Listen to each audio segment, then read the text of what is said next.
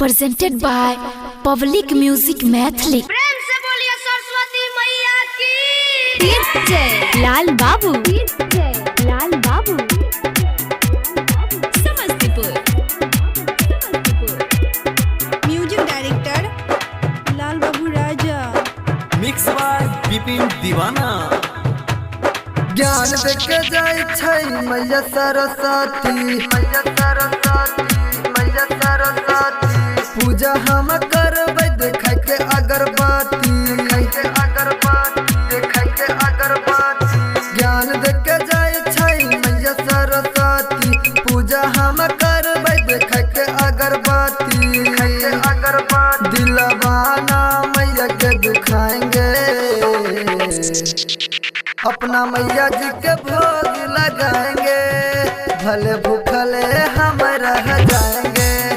अपना मैया जी के भोग लगाएंगे, भले भूखले हम रह जाएंगे, रह जाएंगे।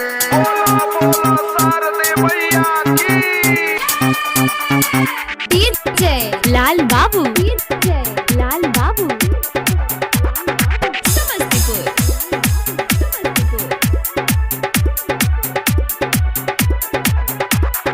म्यूजिक डायरेक्टर लाल बाबू राजा। कीर्तन कराई के मैया के मनाएंगे, दूध बसाता और लड्डू चढ़ाएंगे, लड्डू चढ़ाएंगे, लड्डू चढ़ाएंगे। कीर्तन कराई के मैया के मनाएंगे, दूध बसाता और लड्डू चढ़ाएंगे। लाल लाल चुनरी मैया के चढ़ाएंगे, लाल लाल चुनरी मैया के चढ़ाएंगे, मैया के चढ़ाएंगे। प्रसाद बाजार से लाएंगे, अपना मैया जी के भोग लगाएंगे, भले भूखले हम रह जाएंगे। अपना मैया जी के भोग लगाएंगे, भले भूखले हम रह जाएंगे, रह जाएंगे।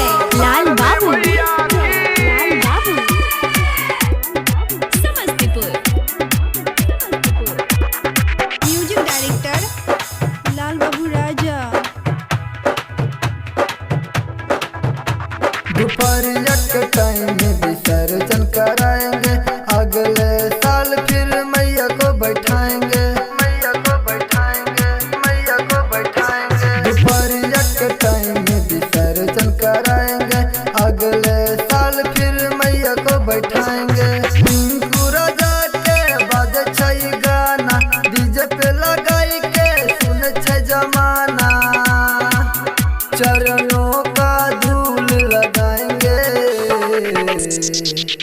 अपना मैया जी के भोग लगाएंगे, भले भूखले हम रह जाएंगे।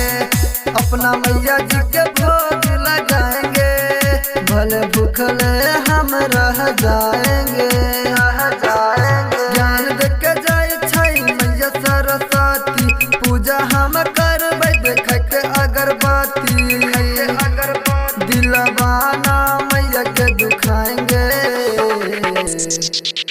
अपना मैया जी के भोग लगाएंगे, भले भूखले हम रह जाएंगे।